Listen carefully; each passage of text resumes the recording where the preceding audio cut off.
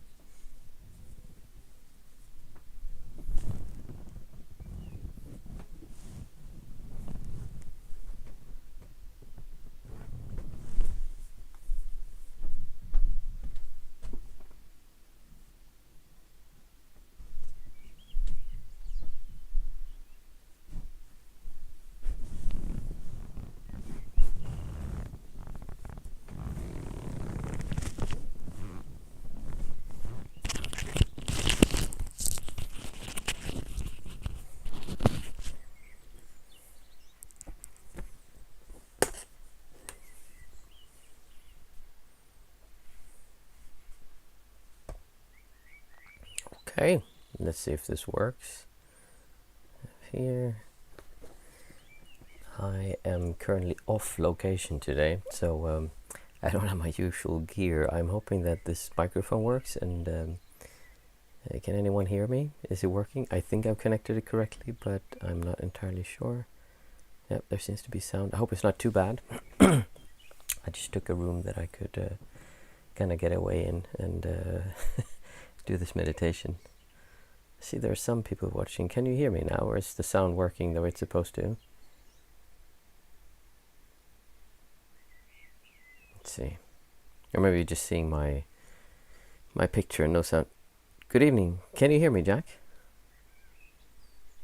And I also added an extra delay because I have no idea how good or bad the internet connection is here, so it's buffering a little bit longer than usual. But that just means that when I say something, it takes longer before you hear it, so there'll be a little bit longer delay in between. Let's see. I think it's like 20 or 30 seconds. Can you hear my voice okay? Does the sound work? Is it... possible to listen to it. I think I set the volume up correctly so that it's not too loud. Yep, good, perfect. Then it's working. Nice. Yeah, this will be fun. I normally never... Both are okay, good. I normally never sit in a sofa and meditate like this, but well, sofas are okay. Beds are just really bad because they're so soft that you kind of sink down, and then it's just difficult to to sit there. So sofas are okay, but it's always a little bit different. I like flat, a little bit harder surfaces where you can sit. We won't have a bell today, but I've actually improvised and taken one of these, so the bell will be... Yeah, I mean, it works. You'll still hear it. It might not be as nice as the bell I normally have, but it'll still be a sound, so that should be fine. Nice. Yeah, we've had really good weather here today. We were out and visited a zoo, and just as we were finished, like we had an amazing day, and then just as we came back, it started pouring down. So it's like, yes, we got perfect weather today. Go ahead, ask a question. Is it about zoos or is it about something else? Just kidding. Like, obviously it won't be about zoos. Ask a question. We'll see how... We'll talk a little bit before we start. That's always fine.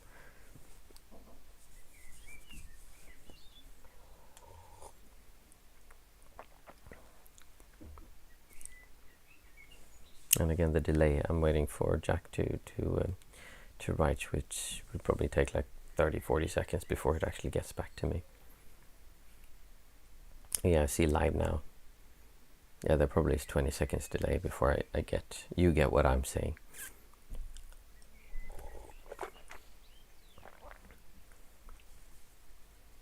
I also had, it was interesting, since I'm not at home, the computer actually asked me if I'm me, and I had to verify that it was me, which is good. I'm happy that YouTube is taking that stuff seriously now. Who was your spiritual master while you were practicing your Dhamma? Thich Nhat Hanh teachings are coming around often, but he was of the Zen school, so he would not be as influential if you were of Sri Lanka origin. Dogshin, Pompa Rinpoche, no. I didn't practice with a famous teacher like that. I spent a lot of time at Plum Village in France, but my Lukohandru, my teacher, was Hantane Dhammagaveshi, which was a monk in Sri Lanka, who runs still like a small meditation center. Although I spent very little time there, I actually traveled around to different centers. So during my 6 years while I was ordained, I never spent longer than 3 months in one meditation center. So basically I would go around to different centers and see different teachers that I found good. Or in the beginning, at least, I was looking for the teachers. Eventually I figured out that I had my own way of practicing, and then I just went to places where I found the atmosphere to be conducive for practicing, which is one of the reasons why I practice a lot in Plum Village with Thich Nhat Hanh, who again he was never my teacher in that way. I think in total I must have spent over a year in Plum Village. I spent quite a lot of time there because I just loved the space that he had created, even though I didn't necessarily resonate with all of more the way he was teaching. That kind of Buddhism is more poetic and more indirect, whereas Theravadan teaching is usually very straight to the point and without like emotion. So it's just like this: you do A, B, and C, and then you get these results. If you do those results, then you follow to this. It's like a a flow chart. You just follow kind of where you are, and it will show you where to go. And that approach has worked better for me. A lot of people love Thich Nhat Hanh's teaching, so it's a personal thing. But you know them, so you might get over their teaching. You mean I might run into their teachings? Yeah, but it's like I said, I really consider that, I believe that Buddhism is kind of, I think it kind of misses the point somehow. It's become a religion too much, and too little focus on actually becoming free from what I call distortion, or which is the translated from dukkha into suffering, or like the liberation part, actually being free of this whole idea that you need to protect something. And I think that Buddhism just kind of has failed in that, because if you ask any Theravadan Buddhist, like, it's impossible to get any kind of enlightenment. If you ask most people, they said it just doesn't exist anymore. And so either that means that somehow you believe in energies, and like since there's no masters alive now, then you can't do it, or you simply believe that whatever they teach simply isn't what they taught before, or maybe it was never happened. I mean, it could be that it never happened, and like the whole thing, there are theories that the Buddha never existed, but that it was a people just took great masters and put their teachings together into one person to make it easier for people to assemble the knowledge. Because if you have one person who goes out and makes this heroic journey and does all this stuff, it's easier to use that as a form with which to teach. So I mean, I mean, and when I say that to some people, like, what are you saying, the Buddha didn't exist? Like, no, I'm not saying he didn't exist. I'm saying I don't know if he existed, and no one can know that. We just don't know. So yeah, I think Buddhism has unfortunately focused a lot on becoming a religion, and also focused on a lot of good things, which is like to make the world a better place, which is amazing. I mean, I don't have anything against that at all. It's just that that's not necessarily the same as becoming free from suffering. It can help, for sure, absolutely. I know I come to Siddhartha way after years of practicing yoga and Bhikkhu Yenga and Crowley's way of tantric meditation. Yeah, when I started out, I was really into teachings, and I wanted to find a teacher until I stumbled upon what I call the distortion method, which was basically this feeling of me that I need to defend. When that is not being fed, when it's not getting what it wants, then there's this feeling of distortion. I want to go somewhere else. Or you can feel it just if you're sitting down here and you're like, okay, can we get on with it? Can we do something else? Can I find out something? That feeling of uncomfortableness, that is the distortion, that is the dukkha, the suffering, and that is actually what is the self. That uncomfortable feeling is the self, which is why it seems counterintuitive, but when you don't feed that anymore, then that goes away. And that does not mean that, and here I think is where I believe Buddhism has kind of missed the point a lot, is that it's not unselfish action, it's selfless action, meaning it's not about doing something for others. That can be something that has selfless, and it can be very good to practice that way, because if you're like, oh, mine, giving away is going to touch this part, like, oh, I want to keep it, and then you have to give it away. So then you touch that difficult part inside of you. But that doesn't mean that it's without a sense of self, because you can be like, okay, and I've had this many times when I was a monk and people would help us out. Especially I remember one doctor who told me, like, oh yeah, I help all these monastics and I love helping them, and I'm promoting the Dhamma and like, oh, what I can to create a better life for people in the course of the Dhamma and the Buddha and the Sangha, and then hopefully I can be reborn into a better realm in the future, meaning that there was a lot of sense of, I do this and then I'll get some reward, or I do this, and even if you don't want a reward, I do this and then I'm a good person, I do this and then I do the right thing. There is, I know this might be difficult, but there is a sense of self in that I want to do right, I want to do the good thing. Again, don't confuse me and think that I'm saying, oh, you shouldn't do good things or like help other people. I'm just saying that there can be a lot of self when you do that, which is why when you have a whole religion that is based on just helping others, which is an amazing thing and a really good thing, but that doesn't necessarily mean that you're touching on the sense of self. So I think the main issue is that people have confused unselfish action with action without a sense of self. Because they're not the same. They might seem like the same. Let's see what else. But you are a husband now. The Tathagata way might not be so useful when you have two persons in bed to meditate your everyday problems, just say. I don't quite understand that. But you are a husband now. The Tathagata way might not be so useful when you have two persons in the bed to meditate. And that's the same thing there. I don't think sex is... I mean, I'm assuming that's what you're insinuating. I don't believe sex is a problem. It really isn't. It's the self that wants to have sex that is the problem. If you abstain from sex because you think it's bad or evil, if like you think that's gonna lead you to ruin, there's a self in there. There's like, oh no, I don't want to damage my pure holy path of like being pure and undefiled, kind of. There's so much self in that. I know when you believe that is the truth, that doesn't make any sense. But if you look at it not from the perspective of religion, not from the perspective of some kind of higher truth, but just like the sense of self. This is me. If you're looking at protecting me, then that has nothing to do with it. I mean, it can. I mean, it can be really good to not have sex for a long period of time to see that, okay, I have a strong urge towards that. But those are all like beginner stuff. Like eventually you'll overcome that, and it's like I could go without sex the rest of my life. Like I'd be perfectly fine doing that. That's not really something I have an issue with. Like it's not like I need to drink. I barely drink anymore. If I take something to drink, I'll take a glass of wine or whatever. But I drink very little, and I don't feel any need to do that. Strict celibate is the way of the Buddha Sangha from what I have seen over the years. Yeah, it is. And there's a reason for that also, because if you would have... So in the beginning, the Buddha didn't want to have any rules, but one of the problems... I think this is the story why they had... The monks needed to live in celibacy was because there was a monk that asked a young girl if she would offer sex to him, because she came and offered food or whatever, and then he wanted her to offer sex to him. And Buddha said, like, well, that's just not right, because we're in a position of being a teacher, and then you have a it's like a school teacher, like having influence over a student. Like it's not, they should not have a sexual relationship or any kind of relationship like that with a student, because it just, they're in a position where it just doesn't work. It's wrong. And I think it's the same thing here. It's just that has gotten to be one of the really big things, which again I think is very useful to live in celibacy. But in and of itself, I mean, there are people who live in celibacy their entire lives, and that doesn't mean they get enlightened or that there's anything special about that. Unless you want it to be, of course. So I'm just saying, like, you have to, if you want to disassemble the sense of self, you have to look at all these statements you say like that. Like when people say those things, you really need to look at it and think like, do I believe this is right? And like, what is it? Why am I saying this?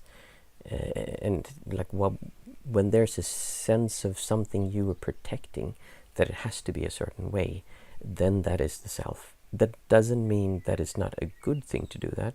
It also doesn't mean it's a bad thing to do that. It just means that there is a sense of self that has an opinion that wants it, needs it to be a specific way. So no, I don't see living... if anything, I always say this, the best way to practice, in my opinion, would be to be 1 month in a really strict Theravadan center where you sit 15 hours, 16 hours per day, sit and walk meditation, and you just like no distractions, live in a room that is just like no colors, nothing, and you just really focus on getting very aware of your senses. And then you move to a place like Plum Village, which is full of distractions from the perspective of a Theravadan monastic, where lots of people run around, beautiful women with light clothes, and you talk to people. You can sit alone with a woman and talk, you play music, and you share things, and it's completely different. But you get to, in a controlled environment, lift up the things that are difficult to look at. And then the 3rd month you would go back to society, and you have a wife and a family. The wife is cheating on you, and you hate your family and your work, and you just don't want to be there. And then you have to look at that. I think those 3 in combination would be the absolutely best way that you can practice. And I say that a little bit jokingly, because obviously that's not something that's you would practically be able to do, or even would be a good thing to do. But the idea is that you use the really strict way that people associate Buddhist monks with, meaning that you scale away all these things, take away all these things, and you just focus on becoming aware. But then you need to take that awareness and you put it into an environment like Plum Village, which brings in some of the distractions and difficult things from daily life. You have to look at conflict when you're cooking food and someone wants something else, or when someone wants it to be one way and you don't want it to be that way. You have to look at that. And then you need to do it even further when you go into society. In society, you run into, like I said, a job you don't like, a wife who's cheating on you, and kids who are just really difficult to handle. So it's not about right and wrong, it's just looking and touching all of those difficult parts. We are slowly reaching the border of Tantric Buddhism. I'm sorry. I'm not that familiar with Tantric Buddhism. I mean, I know Tantric traditions, and they seem a bit extreme to me. But I don't know. I don't know enough about Tantric Buddhism to... I never thought of Tantric traditions as Buddhist traditions. Are they Buddhist? I know the Tantric sex is the thing that most people know about Tantric practices, but there's like much more to it. And I've had someone explain it to me a long time ago, but like I said, I'm not really that interested in different teachings. I was in the beginning, but I stopped being really interested in those things after I just found a way that just worked so well when I started looking into what it is that is the self rather than what it is that we should or shouldn't do. Kaula Tantra and Rising Awareness. Okay, I haven't heard about the Kaula Tantra. Is that a Buddhist tradition or? Anyway, oh my goodness, it's we completely missed starting the meditation. Let's start the sitting. We can continue afterwards if there's time. Let's just see. I'm going to turn this off.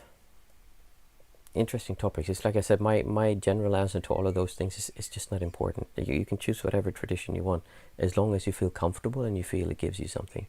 And then when it doesn't give you anything anymore, then you just move on to something else that you feel is what you need right then. It doesn't mean you should just jump like from one week to another. Like you need to actually stick with something and try it. But yeah, I don't believe there is one tradition that is necessarily the best tradition. So let's see, I'm just going to put my timer on. For those of you who are new, we'll sit for 20 minutes and then there will be a bell again. Today is Thursday, so we don't have guided meditation. It's just we sit together. And we'll start with the 5, 4, 3, 2, 1 method, which is basically that we say 5 things that we can see, 4 things that we can touch, 3 things that we can hear, and then 2 things we can smell, 1 thing that we can taste. And we do this out aloud so that we can actually calm down our senses and become aware of what's happening around us right now.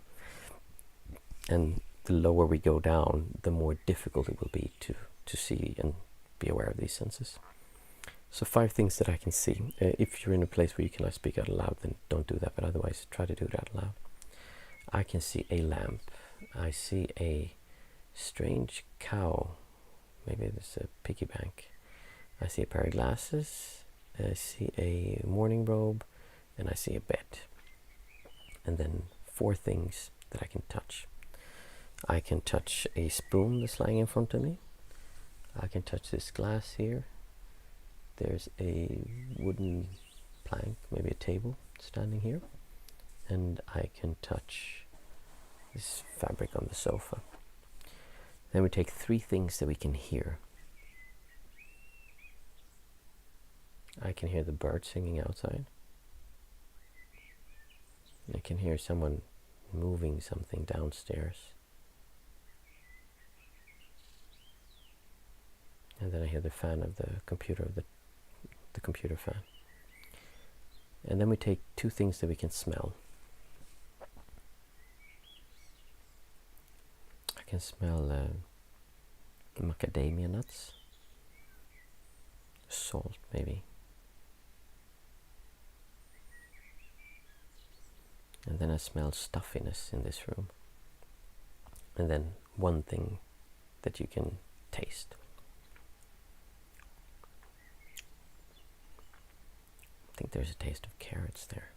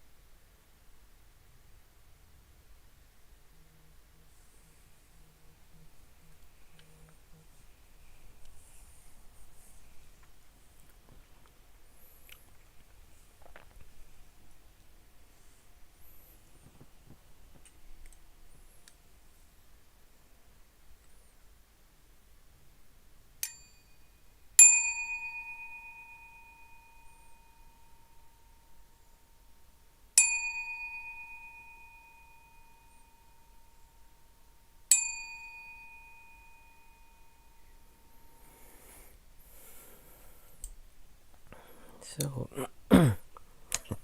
it's a bit funny with that bell.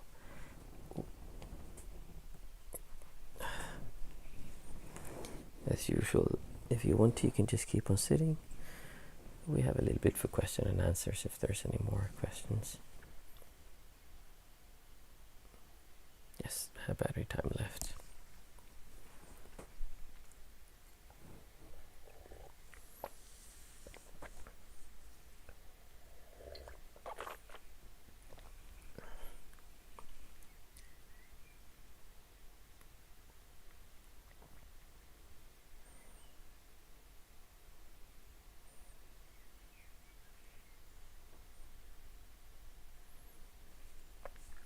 See, Jack says, I'm sorry if I'm too straightforward. I'm just curious about sincere experience of Buddhist monk who took the path of awareness and came back to tell the tale. Most cases I know are monks for life. No, it's fine. Like I said, if you want Buddhism, then I'm the wrong guy. I'm not. I don't even consider myself a Buddhist. Even while I was ordained as a Buddhist monk, I didn't really consider myself a Buddhist, because if you say that you're a Buddhist, then you have to say, okay, so what form of Buddhism, what tradition, because they all believe differently. When I would go to Thich Nhat Hanh Center, Plum Village in France, they would believe that he was basically the rebirth, the next Buddha. In their eyes, that's like how strongly they believed in him. And then I'd say, well, you know what, the places I go to, they say like you should do it like this, and they say, so you questioning what he's saying, or you believe you know better than him? And I'm like, well, I'm just saying what the teachers in Asia say, and they would basically say that this is a joke, because the way we practice in Plum Village is so completely different from a strict meditation center, the way monks are supposed to live in the Theravada tradition.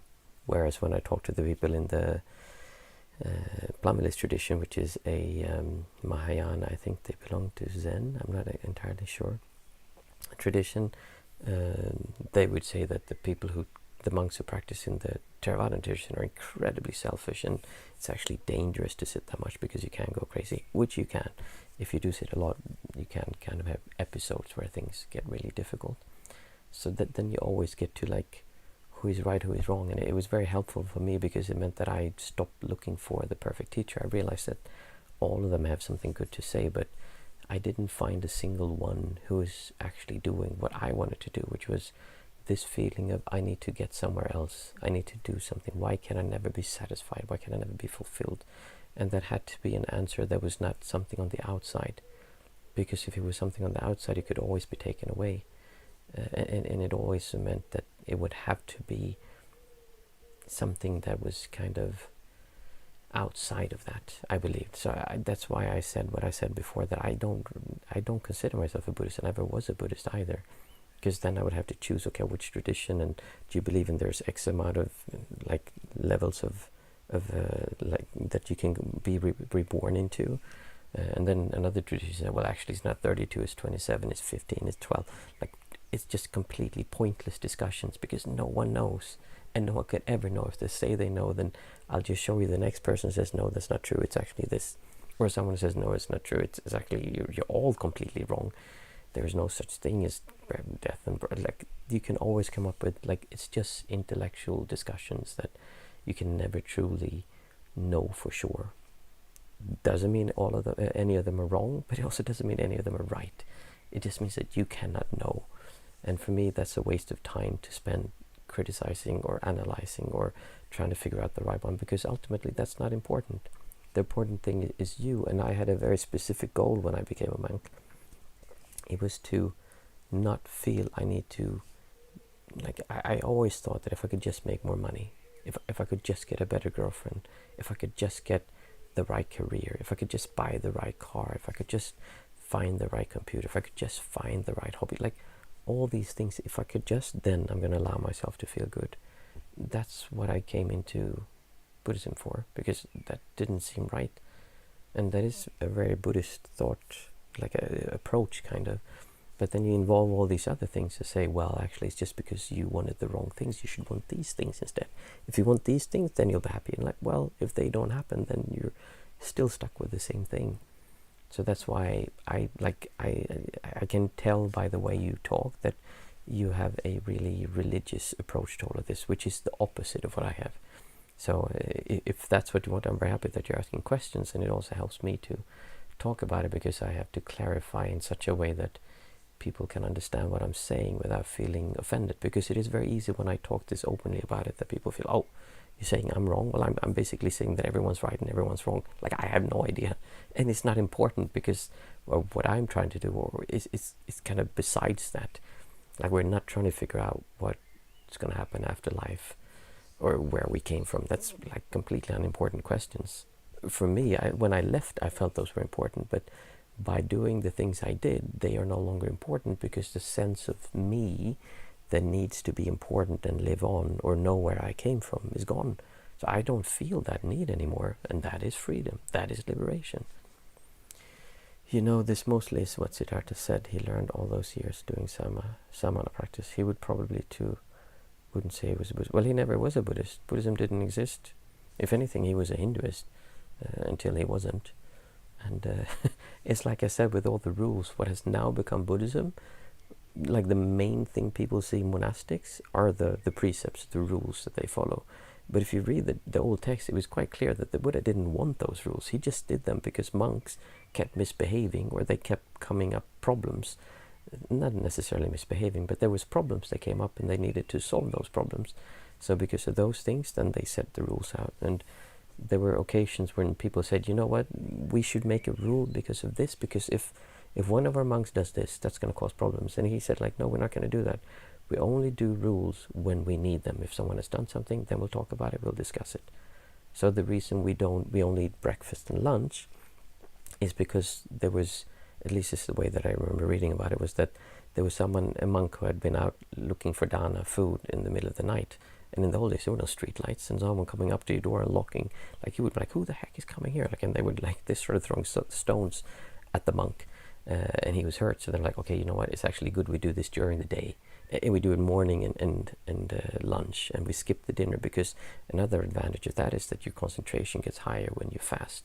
So that rule came about because there was a problem. We needed a solution. The celibacy was, like I said, there was a monk who wanted a young girl to offer sex to him, and that's just not a good thing. So well, that's not a healthy thing in any way to have as a teacher. And we have so much power as monks over the lay people around us, in the sense that they trust us, and that trust has to be upheld. We can't misuse that trust, because then the whole idea of the Sangha is going to fall apart. So many of the rules of the monastics is not for enlightenment. They are for keeping the Sangha alive. They're for making sure that the Sangha doesn't hurt anyone. And I mean, I'm not saying those things are bad. It's just that most people in daily life, at least from the Western society, would kind of understand that, okay, it's not a good idea to become a monk and then start asking my followers for money so that I can become rich. I'm just doing like the same thing I did before, or like to ask them to offer me sex. That just doesn't make any sense. But there are also rules that you had. Well, I'm not sure how strict of the rule that is, but you should sleep on your side when you're sleeping, because there was someone who slept on his back and had an erection, and then some girls had seen that and laughed, and then like, okay, well, we don't want that because that's embarrassing, so you have to sleep on the side, and you have to sleep on, I can't remember if it's the left or the right side, because that apparently gives you like less sexual drive, is what they were said. So, like I said, I'm not a Buddhist, and I'm not really into these things. I always find it funny when people ask me those things. If anything, I help people stop being so spiritual and start actually practicing more, because all of this is an excuse to not really look at that difficult thing inside of you that hurts when you don't know what's right, when you don't know what you're supposed to do. If you believe that I do X, Y, and Z, and then in the next life I'm going to get there, that's safe. That's the self is like, okay, good, I just know that I need to do these things, and I can be angry with all the people and think they're dumb who don't agree with me, all right, because my teacher said this. That's the sense of self. Again, I am not claiming that that is right or wrong. Like, I have no idea what happens after this life, but that's not what I'm trying to do. I'm not trying to get a better next lifetime. I'm trying to get a better this lifetime, and I'm trying to do it by taking away the sense of this is me. And it's also very clear when you do that, if you hurt other people, that is, a lot of self is needed to hurt other people. A lot of self is needed to behave in many of the ways that we are forbidden to behave as a monastic, because if you just look at that, then it just doesn't make any sense. It also doesn't mean you couldn't do them, it's just that they don't make any sense. Because when you're experiencing the world through just experiencing without any distortion, everything is just beautiful and peaceful and calm, and violence is just really, it just doesn't match. It's like, why would you do that? Or why would you sexually abuse someone, or exercise authority or power over someone? It just, those things don't make sense. And then people looked at the people who are experiencing these things and they said, you know what? They do these things. That must be what we're supposed to do. And they're kind of going at it the wrong way. No, you change something, and then it's like saying you're watching a Formula One car, like, and you hear like, wow, it's so loud. Formula One car, they have no exhaust mufflers. It's like incredibly loud. Okay, to go faster around the track, we should be really loud. So they build cars that have like really loud sounds, and they believe because we have really loud sounding cars, that means we go faster around the track. But they kind of missed the point. That's not what makes a fast Formula One car. Just like, I don't know if that made any sense, but my point is that we're looking at it from the wrong angle. And as soon as you make a religion out of it, you need to have these things to make sure it doesn't get out of control. And just as a continuation to that, if you have ever seen a community, it's very, very difficult to get communities to work. Because what almost always happens is that there's a group of people that are really dedicated, have an idea what they want to create. And they then start that community, but something happens, something goes wrong, and they drift apart, and then the community starts to fall apart. And it almost always happens with some kind of intrigue, something with sexual, like someone gets together with someone who are jealous, and then someone gets angry, and then it kind of it just falls apart. It almost always happens like that. It's very difficult to keep something going for a long period of time when you're trying to live in a community, because there's always intrigue, there's always these things that come up. And one of the things is sexual attraction. So by having rules that we don't do those things, that means that the Sangha can stay alive for longer.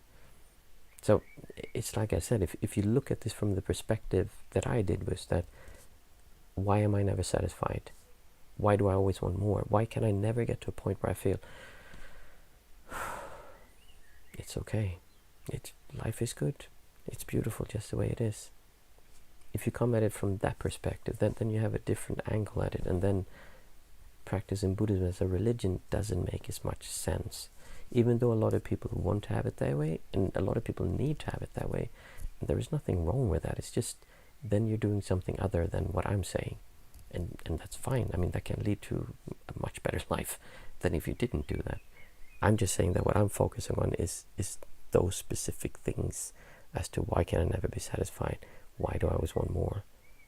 And why is life always pushing me to go somewhere else? Why can't I just sit here and just be okay with sitting here? And the solution is not concentration meditation, because that will calm down your mind. You feel calm, and then you're not distorting wanting to go anywhere else, which is why you feel so calm in these Theravada centers. But as soon as you start applying other stuff, then the mind is going, oh, I want to go there, I want to go to this. So you haven't really changed anything. You just, like they say, that you push down the grass. You haven't actually pulled it out. Okay, that was a bit of a ramble and a bit of a monologue. I hope that helps someone see something differently and maybe make their practice work a bit better for them. Because ultimately that's what we're trying to do. Make our practice work better for ourselves. Thank you for today, and I'll see you again on Monday, and then it'll be a guided meditation. Thank you, and have a nice weekend.